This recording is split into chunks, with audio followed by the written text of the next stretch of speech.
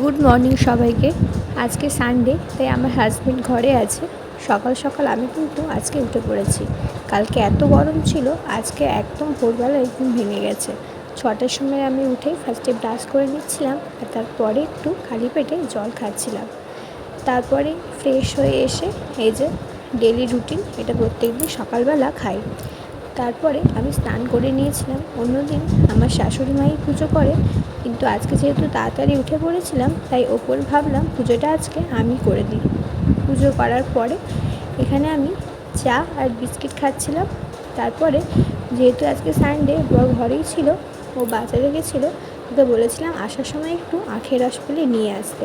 আখের রস খেতে কিন্তু আমার বেশ লাগে। তারপরে মুড়ি খেয়ে নিয়েছিলাম, আর তারপরে একটু বেলার দিকে পেয়ারা খাচ্ছিলাম। তারপরে দুপুরে লাঞ্চ করার পরে বিকেলবেলা আবার একটু আইসক্রিম খেতে বসে পড়েছিলাম। সন্ধেবেলা মুড়ি খেয়েছিলাম, আর তারপর রাতে আবার ভাত খেয়েছিলাম।